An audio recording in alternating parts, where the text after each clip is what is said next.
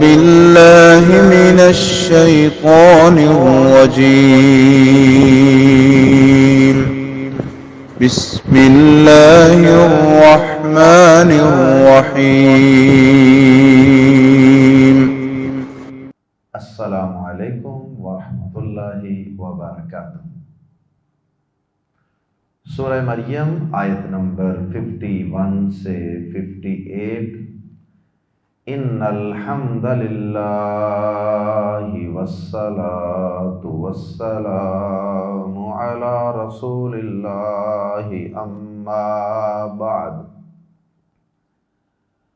اعوذ باللہ السمیع العلیم من الشیطان الرجیم من ہمزہ ونفخہ ونفثہ۔ واذکر فی الکتاب موسیٰ انہ کان مخلصا وکان رسولا نبیا۔ وَنَادَيْنَاهُ مِنْ جَانِبِ الطُّورِ الْأَيْمَنِ وَقَرَّبْنَاهُ نَجِيًّا وَوَهَبْنَا لَهُ مِنْ رَحْمَتِنَا أَخَاهُ هَارُونَ نَبِيًّا۔ واذکر فی الکتاب اسماعیل انہ کان صادق الوعد وکان رسولا نبیا۔ وکان یأمر اہلہ بالصلاة والزکاة وکان عند ربہ مرضیا۔ واذکر فی الکتاب ادریس انہ کان صدیقا نبیا۔ ورفعناہ مکانا علیا۔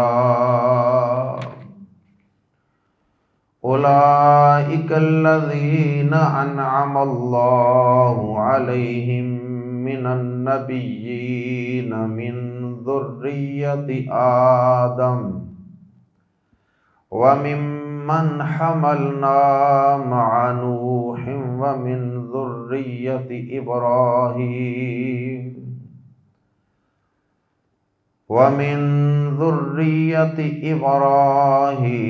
وإسرائیل وممن ہدینا واجتبینا۔ اذا تتلی علیہم آیات الرحمن خروا سجدا وبکیا۔ اس سورہ مبارکہ سورہ مریم میں اللہ رب العزت نے کئی ایک انبیاء کرام کا تذکرہ فرمایا ہے۔ اس سے قبل ہم کئی انبیاء کرام کا تذکرہ اس صورت میں پڑھ چکے ہیں۔ حضرت زکریا علیہ السلام ہیں، پھر ان کو ملنے والے بیٹے حضرت یحییٰ علیہ السلام ہیں، پھر اسی طرح حضرت مریم کے ہاں بیٹے پیدا ہوتے ہیں حضرت عیسیٰ علیہ السلام، وہ بھی اللہ کے پیغمبر۔ اور پھر اسی طرح اس سورہ مبارکہ میں گزشتہ آیات میں ہم ذکر پڑھ چکے ہیں حضرت ابراہیم علیہ السلام کا۔ آیات زیر تفسیر میں بھی اللہ رب العزت نے اپنے کئی اولو العزم اور جلیل القدر پیغمبروں کا تذکرہ فرمایا۔ سب سے پہلے اللہ رب العزت نے آیات زیر تفسیر میں تذکرہ فرمایا ہے حضرت موسیٰ علیہ السلام کا۔ اگرچہ ان انبیاء کرام کی زندگیوں کے حالات، ان کی دعوتی زندگیوں کے تذکرے بڑی تفصیل سے دیگر صورتوں میں موجود ہیں۔ اس سورہ مبارکہ میں اللہ رب العزت نے زیادہ انبیاء کرام کا تذکرہ انتہائی اختصار سے کیا، اور تھوڑا تھوڑا ذکر، اور پھر بڑے خوبصورت الفاظ کے ساتھ پیارے نبی صلی اللہ علیہ وسلم کو اللہ پاک نے کہا وَاذْكُرْ فِي الْكِتَابِ مُوسَىٰ وَاذْكُرْ فِي الْكِتَابِ إِدْرِيسَ وَاذْكُرْ فِي الْكِتَابِ إِسْمَاعِيلَ۔ اس طرح کے خوبصورت الفاظ کے ساتھ اللہ رب العزت نے پیارے نبی جناب محمد الرسول اللہ صلی اللہ علیہ وسلم کو حکم دیا کہ اے نبی صلی اللہ علیہ وسلم، آپ فلاں نبی کا بھی تذکرہ کیجئے اپنی اس کتاب قرآن مجید میں، اور اسی طرح آپ فلاں نبی کا بھی ذکر خیر کیجئے، فلاں پیغمبر کے بھی آپ تذکرے کیجئے اپنے امتیوں کے سامنے، تاکہ ان نبیوں کے حالات و واقعات، ان کے قصے اور ان کی سٹوریز کو سنیں، اور آپ کی امت کے لوگ قیامت تک ان ہدایت یافتہ لوگوں کی زندگیوں کے واقعات اور قصوں سے سبق حاصل کریں۔ اللہ اکبر۔ ہر پیغمبر کی زندگی کا جو کوئی خاص اور منفرد پہلو تھا، اللہ پاک نے اس کو قرآن مجید میں ذکر فرمایا، تاکہ ہم اس قرآن میں ان کا ذکر پڑھیں تو پھر اس سے ہم نصیحت حاصل کریں، ہم ان کو اپنے لیے رول ماڈل بنائیں۔ آئیے قرآن مجید کے الفاظ میں ہی ان انبیاء کرام کا تھوڑا تھوڑا تذکرہ، ان کے قصوں کی آؤٹ لائنز اور مین باتیں جو اللہ پاک نے انتہائی اختصار سے بیان فرمائی ہیں، ان کو پڑھتے ہیں قرآن مجید کے الفاظ ہی میں۔ وَاذْكُرْ، اور ذکر کیجیے، فی الکتاب، کتاب میں ذکر کیجیے، تذکرہ کیجیے، فی الکتاب، اس کتاب میں، موسیٰ علیہ السلام کا۔ علیہ السلام کہنے کی اللہ کو ضرورت نہیں ہے، کیونکہ یہ اللہ پاک فرما رہے ہیں، اس لیے اللہ پاک نے قرآن مجید میں کسی نبی کے نام کے ساتھ علیہ السلام نہیں بولا، لیکن ہم بول رہے ہیں وَاذْكُرْ فِي الْكِتَابِ، اور ذکر کیجئے اس کتاب میں۔ الف لام جو کتاب کے ساتھ لگا ہے اس کی وجہ سے ہم ترجمہ کر رہے ہیں اس کتاب، یعنی یہ قرآن مجید، موسیٰ کا، اور اس کتاب میں موسیٰ کا ذکر کیجیے۔ علیہ الصلاۃ والسلام، انہو، بے شک وہ، کانا تھا، مخلصاً، خالص کیا ہوا، بے شک وہ خالص کیا ہوا، مخلص لام پر زبر ہو، یہ اسم المفعول ہے، یعنی جس کو خالص کیا جائے، اور مخلص ہو لام کے نیچے زیر، مخلص، تو اس کا مطلب یہ ہوتا ہے خالص کرنے والا، مخلص، انہو کان مخلصا، اردو میں بھی ہم یہ لفظ عام استعمال کرتے ہیں، فلاں شخص بڑا مخلص ہے، بڑا سنسیئر ہے، بڑا خالص ہے اپنے دوستوں کے ساتھ یا دین کے ساتھ۔ انہو کان مخلصا وکان رسولا نبیا، بے شک وہ خالص کیا ہوا تھا، یعنی موسیٰ علیہ السلام بڑے اللہ کے خاص کیے ہوئے بندے تھے، اللہ نے ان کو نبوت کے لیے، رسالت کے لیے، اور اپنے دین کی تبلیغ کے لیے، اور فرعون کا مقابلہ کرنے کے لیے خالص کیا ہوا، خالص اس کام کے لیے اللہ نے انہیں پیدا کیا، جیسے اللہ پاک نے سورہ طٰہٰ میں بھی فرمایا وَاصْطَنَيْتُكَ لِنَفْسِي، اور اے موسیٰ ہم نے آپ کو اپنے لیے خاص کیا ہوا، خاص آپ کو اپنے لیے بنایا، یعنی اپنے دین کا کام لینے کے لیے۔ اللہ اکبر۔ وَاذْكُرْ فِي الْكِتَابِ مُوسَىٰ إِنَّهُ كَانَ مُخْلَصًا وَكَانَ، اور تھا وہ رسولاً، ایسا رسول، ایسا پیغام پہنچانے والا، نبیًّا، جو نبی بھی تھا، یعنی جس پر وحی بھی آتی تھی۔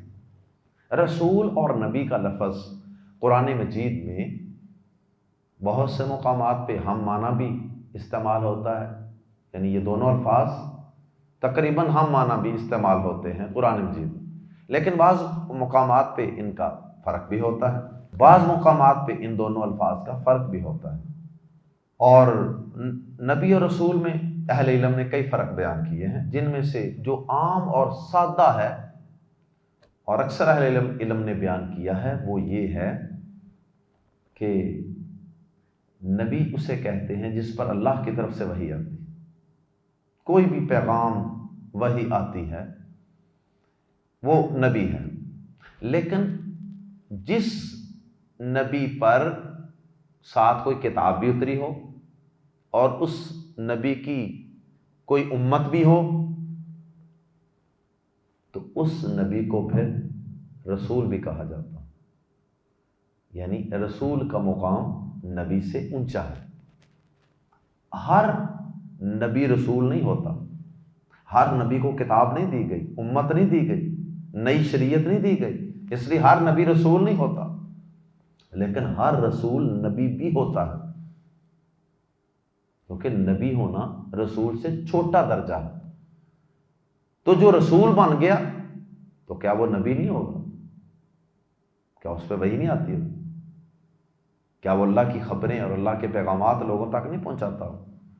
تو ہر رسول نبی تو ہوتا ہی ہوتا ہے، لیکن ہر نبی ضروری نہیں کہ وہ رسول بھی ہو، رسول تھوڑے ہیں، نبی زیادہ ہیں، یہ ایک موٹا سا فرق ہے۔ تو اللہ پاک فرماتے ہیں انہ کان مخلصا وکان رسولا نبیا، یقیناً وہ خالص کیا ہوا تھا اور ایسا رسول جو نبی تھا یا نبی رسول تھا۔ وَنَادَيْنَا، اور ہم نے آواز دی، ندا آواز کو کہتے ہیں، وَنَادَيْنَا، اللہ پاک فرماتے ہیں ہم نے آواز دی، اسے، اللہ اکبر، من جانب الطور، طور کی جانب سے، کون سی جانب، کون سی طرف، کون سی سائڈ، الایمانی، دائیں، جانب الایمن تھا اصل میں، وَنَادَيْنَاهُ مِنْ جَانِبِ الطُّورِ الْأَيْمَنِ، اور ہم نے اسے آواز دی طور کے دائیں جانب سے۔ طور کا معنی پہاڑ ہے، لیکن کچھ پہاڑوں کا نام بھی طور ہے، تو یہاں اس کا ترجمہ طور بھی کر سکتے ہیں اور پہاڑ بھی۔ ہم نے اسے پہاڑ کی دائیں جانب سے آواز دی۔ وَقَرَّبْنَا، یہ واقعہ جس کی طرف اشارہ ہے نا، یہ جب موسیٰ علیہ السلام مدین سے 10 سال رہ کے واپس آ رہے تھے اپنی زوجہ کے ساتھ، رستے میں اللہ پاک نے نبوت دی، تفصیل اس کی سورہ طٰہٰ میں آ رہی ہے۔ وَنَادَيْنَاهُ مِنْ جَانِبِ الطُّورِ الْأَيْمَنِ، اور ہم نے اسے پہاڑ کی دائیں جانب سے آواز دی۔ وَقَرَّبْنَا، اور ہم نے قریب کر لیا اسے، نجیہ، سرگوشی کرتے ہوئے، نجیہ، سرگوشی، سرگوشی ہوتی ہے آہستہ آہستہ قریب ہو کے بات کرنا، قریب کر کے کسی کو بات کرنا۔ وَقَرَّبْنَاهُ، اور ہم نے اسے قریب کر لیا، مزید تاکید کے لیے فرمایا نجیہ، سرگوشی کرتے ہوئے۔ اب یہاں اللہ پاک نے نادینا اور اسی طرح نجیہ، یہ الفاظ استعمال کیے ہیں اپنے لیے۔ تو اس آیت مبارکہ سے صاف صاف معلوم ہو رہا ہے کہ اللہ پاک نے کلام کیا تھا موسیٰ علیہ السلام، درمیان میں کوئی فرشتہ نہیں تھا، اس لیے موسیٰ علیہ السلام کو کلیم اللہ کہتے ہیں، جنہوں نے اللہ سے کلام کیا اور اللہ نے ان سے کلام کیا، یہ ان کا خاص وصف تھا۔ ورنہ عام طور پہ نبیوں رسولوں پر اللہ پاک فرشتہ بھیجتے ہیں اور وہ فرشتہ اللہ کا پیغام لے کے آتا ہے، اللہ پاک ڈائریکٹ گفتگو نہیں کرتا۔ لیکن افسوس کہ مسلمانوں میں سے ہی کئی لوگوں نے اللہ پاک کے کلام کا انکار کر دیا،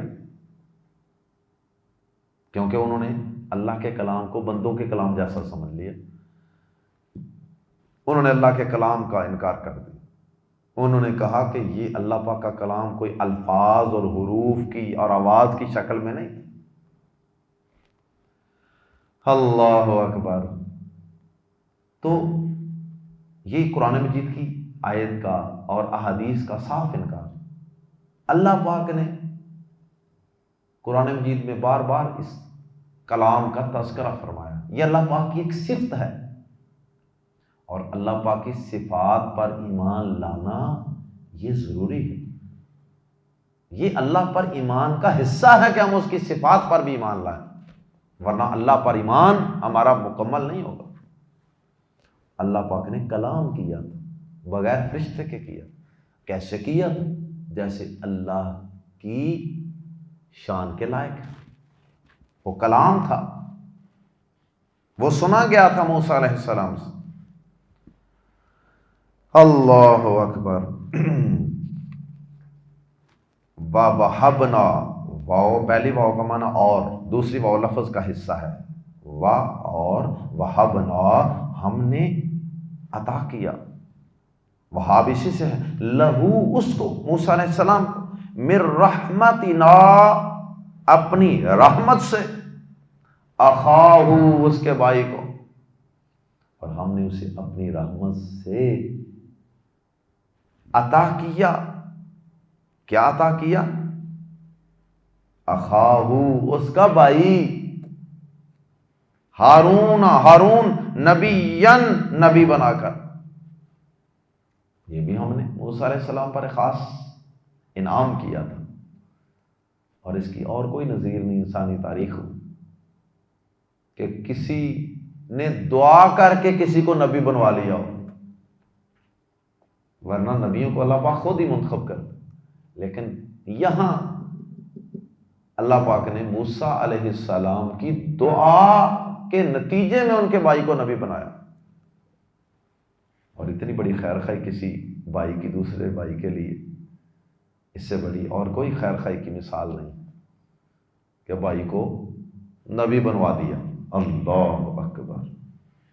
وَاذْكُرْ فِي الْكِتَابِ اسماعیل، اور ذکر کیجئے اس کتاب میں اسماعیل کا علیہ السلام، انہو بلا شبہ وہ کانا تھا صادق الوعد، وعدے کا سچا، صادق الوعد وعدے کا سچا تھا۔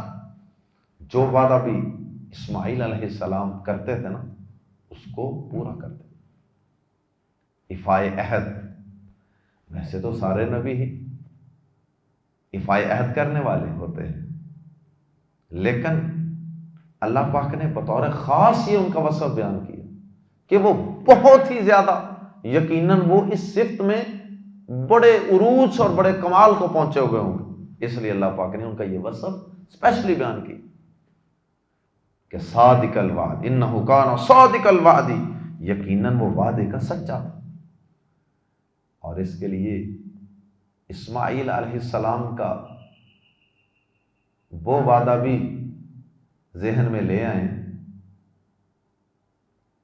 وہ وعدہ بھی ذہن میں لے آئیں جو انہوں نے اپنے باپ سے کیا تھا۔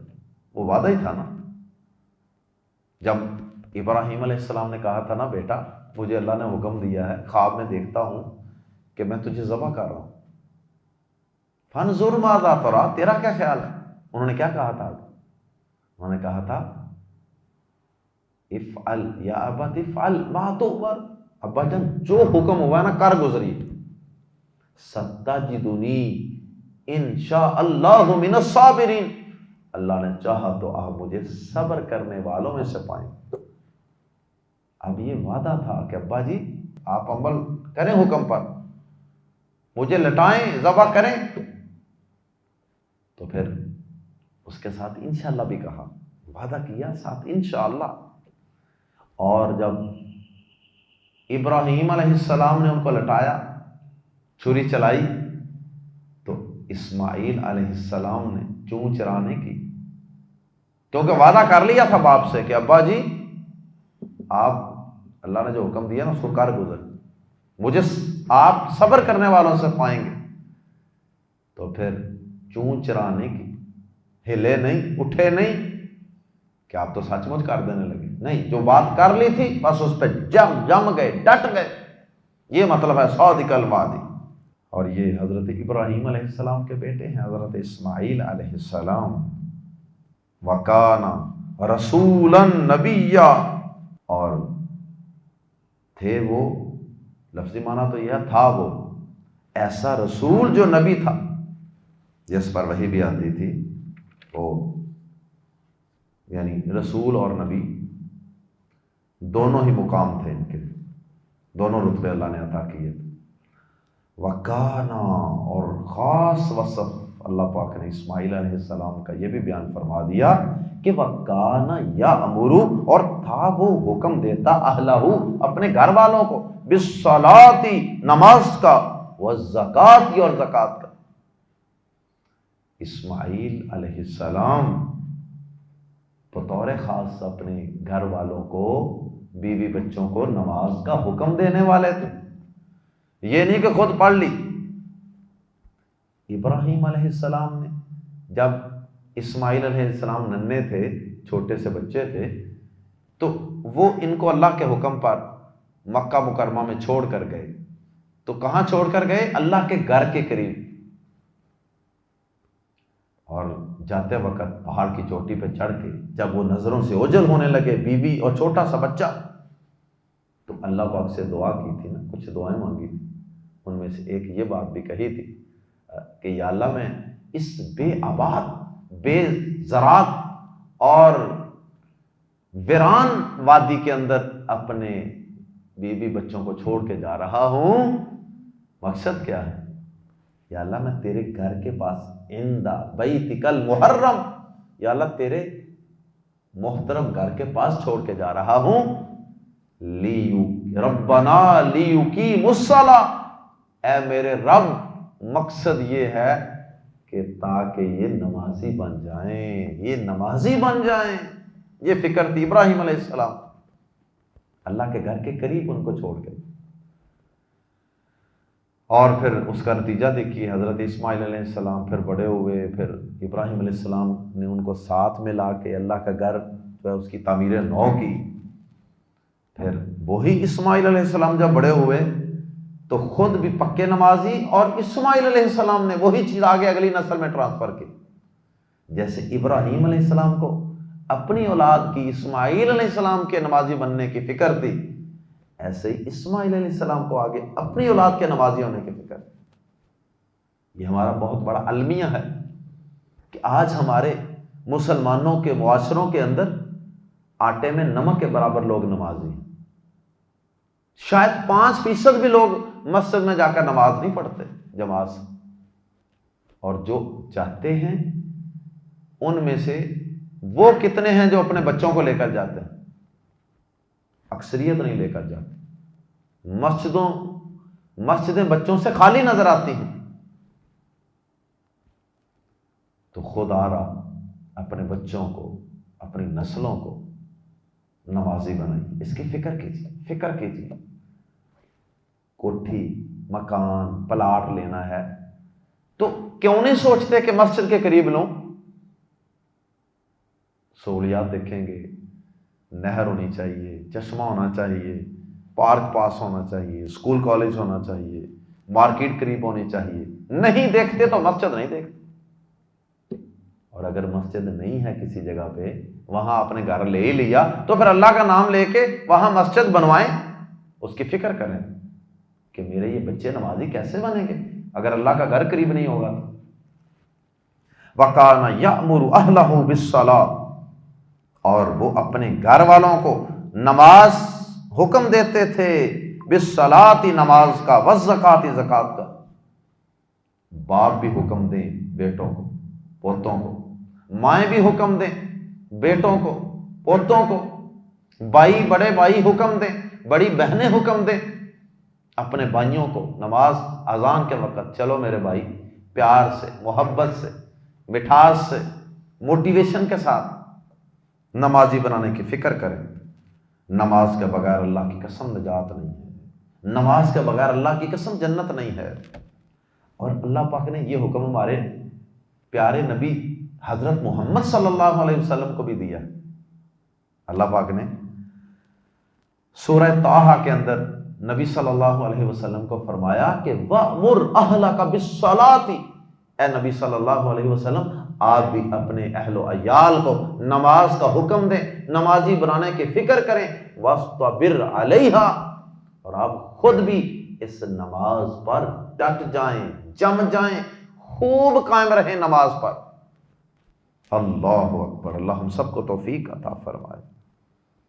بچے، نبی صلی اللہ علیہ وسلم کا فرمان ہے، آپ نے فرمایا کہ جب بچے 7 سال کے ہو جائیں نماز کا حکم دو، اور جب 10 سال کو پہنچ جائیں تو پھر اگر سرزنش، ڈانٹ ٹپٹ، ہلکی پھلکی مار بھی اگر استعمال کرنی پڑے، مارنا بھی پڑے، تو ان کی بہتری کے لیے سختی بھی کرو۔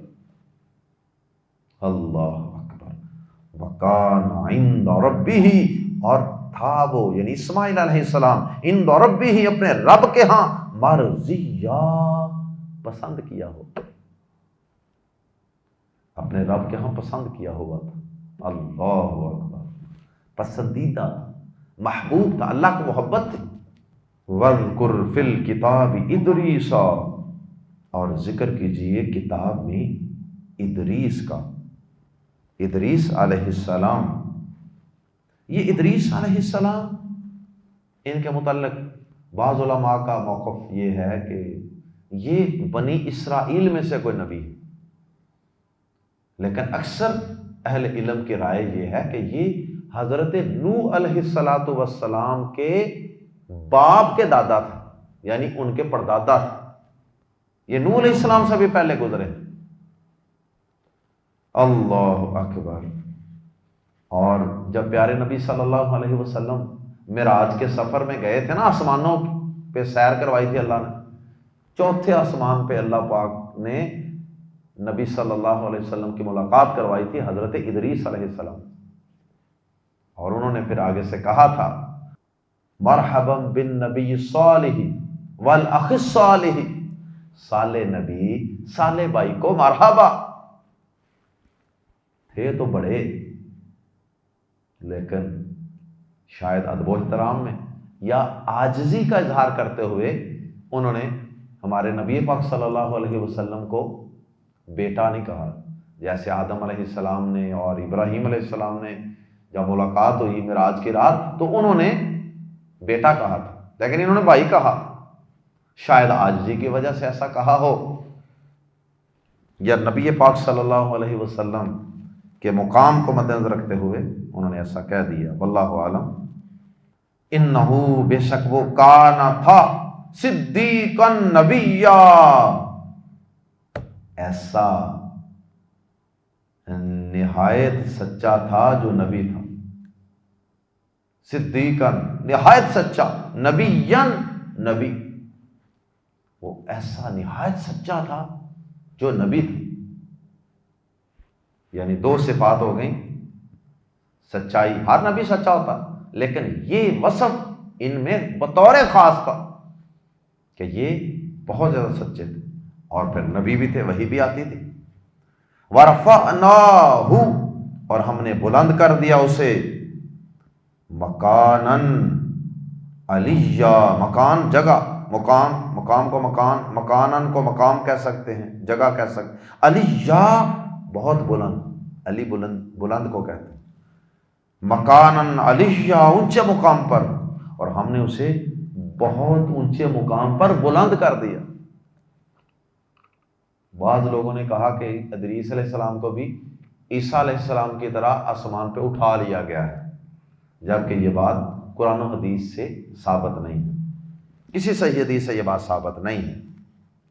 تو اس سے مراد ان کا مقام، مرتبہ اور رتبہ ہے کہ ان کو اللہ پاک نے بہت اونچا مقام اور رتبہ عطا فرما دیا۔ اللہ اکبر۔ یہ تھا چند انبیاء کرام کا تذکرہ، اور آخر میں اللہ پاک نے آخری آیت میں کیا فرمایا؟ اولئک الذین، یہی لوگ ہیں، انعم اللہ، انعام کیا اللہ نے، علیہم، جن پر، من النبیین، نبیوں میں سے، یہی لوگ ہیں جن پر اللہ نے انعام کیا نبیوں میں سے، یعنی یہ انبیاء ہیں جن پر اللہ نے انعام کیا مختلف شکلوں میں، نبی بنا کر بھی اور بھی کئی چیزیں عطا کر کے، من ذریت آدم، آدم کی اولاد سے، وممن، اور ان میں سے جنہیں حملنا، ہم نے سوار کیا تھا، مع نوح، نوح علیہ السلام کے ساتھ، یعنی آدم علیہ السلام کی اولاد میں سے بھی، اور جو نوح علیہ السلام کے ساتھ کشتی میں سوار ہوئے تھے ان کی اولاد میں سے بھی کئیوں کو نبی بنایا، ومن ذریت ابراہیم، اور ابراہیم علیہ السلام کی ذریت اولاد میں سے بھی، واسرائیل، اور یعقوب علیہ السلام کی اولاد میں سے بھی، یہ یعقوب علیہ السلام کا لقب ہے۔ تو اگر ان کی اولادوں پہ غور کریں نا، تو آدم علیہ السلام کی جو اولاد ہے اس سے مراد ادریس علیہ السلام ہو گئے، اور نوح علیہ السلام کے ساتھ جو کشتی میں سوار ہوئے تھے ان میں سے جو سلسلہ آگے چلا تو اس سے مراد ابراہیم علیہ السلام، اور ابراہیم علیہ السلام کی اولاد میں سے اسحاق علیہ السلام ہے، یعقوب علیہ السلام ہے، اسماعیل علیہ السلام ہے، اور اسرائیل علیہ السلام کی اولاد میں سے ہیں موسیٰ علیہ السلام، ہارون علیہ السلام، زکریا علیہ السلام، یحییٰ علیہ السلام، عیسیٰ علیہ السلام، یہ سب اسرائیل کی اولاد میں سے ہیں، بنی اسرائیل۔ وَمِمَّنْ، اور ان میں سے جنہیں ہدینا، ہم نے ہدایت دی، وَاجْتَبَيْنَا، اور ہم نے چن لیا۔